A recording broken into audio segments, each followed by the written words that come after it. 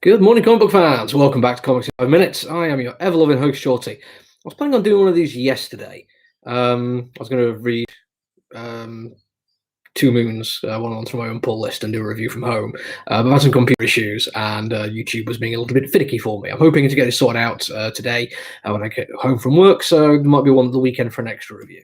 For today, though, we're reviewing By the Horns from Scout Comics.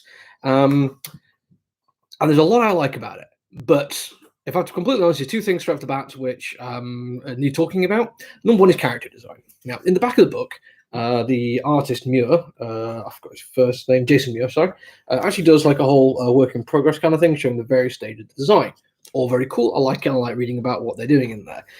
And in the end, the character actually does look pretty badass. I don't have a lot of complaints, but there's just one odd little choice which I've seen a couple of times in fantasy and sci-fi and a few things, and it always confuses me a little bit. Maybe it's just, the male gaze thing. I kind of see it and go, oh, I should be enjoying that kind of thing. Why don't those trousers go all the way up? I mean, it seems like an odd choice to make, because in the fantasy sci-fi world she exists in, other people wear normal trousers. But hers just show off that bit of thigh. And I remember years ago seeing people talking about art within what's a Pathfinder RPG, where some of the female characters were wearing the same kind of thing, and a lot of people are like, well, it's just that is clearly a choice. People make it, and if you can't justify why the character would make it, then it's clearly the artist making the choice because they wanted to see a little bit of girl thigh, or woman thigh, should I say? And it's like, it just strikes me as an odd choice to make right now. Second issue, and this one is a smaller one. When it comes to the writing, I really like it. There's some very cool bits of world building done very in world. It's very cool. It's all show don't tell kind of stuff I really, really like. But there's kind of like one joke which they go over a bit too much. And it's not like it's the only joke. There's like other humorous moments within the comic book, but the idea of monster head soup gets mentioned only like 4 or 5 times, and at one point it becomes like a theme of a combat even. And it just kind of felt like, yeah, we get it. It's a funny thing. We get it. Some humor is based on repetition. I understand that. But for me, it just felt like it was overdoing it a little bit. And what was a shame about that particular thing was I thoroughly enjoying the combat throughout. I mean, look, you are soup. But the rest of the combat looks brilliant. Really nice, interesting page layout. I like the fact that the combat flows really nicely, and I really like a good onomatopoeia in a comic book. Always have done, and I like it when people take a little bit of effort. Don't get me wrong, you got some chunks, you got some slashes, but a good splorch. Who doesn't like a good splorch? And a squirch as well. I've never seen a squirch. That was an interesting one. I like that one. So yeah, the stuff I like about it, let's go back to the beginning again, is yes, good world. A mixture of fantasy and technology, which is always good fun. Having watched Onward recently, I kind of like that take on it. This one even seems like a little bit further into the future with like hover tech and the like, so actual sci-fi stuff rather than just modern technology.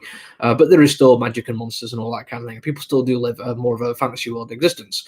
Even though they have hover technology, they still worry about getting the harvest in on time in the primary location for the story.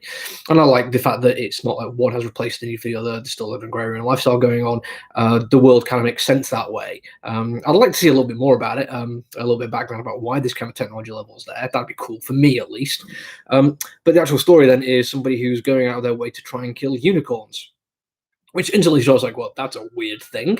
But you find out unicorns in this world are evil monsters, and they murdered her boyfriend. And now she's off on a revenge with her and the boyfriend's pet magical deer that can talk psychically to her. Brilliant, by the way. They just drop that in. Like, there's no explanation at all for that one. It's just she's sitting around a campfire discussing how terrible whale dragon meat is with a psychic magic deer. Brilliant.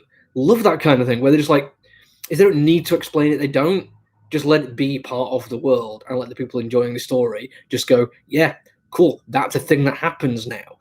And that is one of the things I do like about this story. There is a bit of exposition at the end where it's like a plot device. There is some sorcerer who's been threatening and blackmailing people to give him magical items and magical monsters. And it's become this thing where she has to go and deal with it. But the thing that stopped it being a little bit like, oh, this is just exposition for exposition's sake, is the very knowing nod about what they want to do. Let me see if I can find. the actual rights thing on this one, because it is very on the nose. It's like, why are you doing? Somebody basically is telling her all this kind of stuff. And it's like, well, why are you telling me all this then? And it's because you're honestly, my best hope is someone like you, a warrior, wanders into like us and decides to do something about the situation. It's like, yeah, that is such a fantasy trope, but literally having somebody say it, I think, like. Underscores it in a way which makes a lot of sense to me. It's like, yeah, we are totally doing that, but we know that that's what we're doing. We are absolutely fine playing with convention here, because they're also messing with convention. And yes, again, the soup joke does go on a little bit, but there's also genuinely good moments of comedy in there, and there's also some good moments of heart as well. You get like a sense that people actually do care about each other in this world, and there's a sense of community which works. It's all in all a very well-rounded fantasy world. The sci-fi elements, I think, do need to be explored a little bit more, but other than that, like a really, really good start. And my issues are both quite small and quite personal. I think if they don't bother you, you'll just find a comic book that you really, really like.